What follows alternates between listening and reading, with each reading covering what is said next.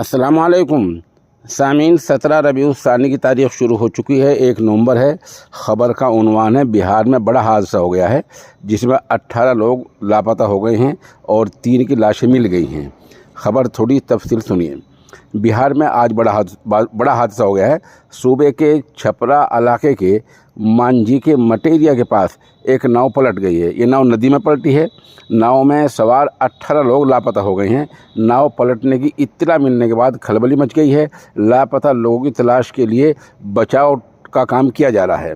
हादसे में 3 ख़वातीन की मौत हो गई है।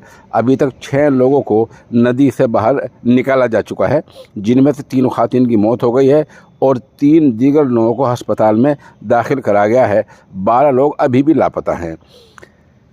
रात का वक्त होने की वजह से बचाव का मामला ज़रा मुश्किल पड़ रहा है और मौके पर ज़िला इंतज़ामिया के आला अफसरान मौके पर पहुंच चुके हैं और वहां आवाम का हुजूम हो रहा है।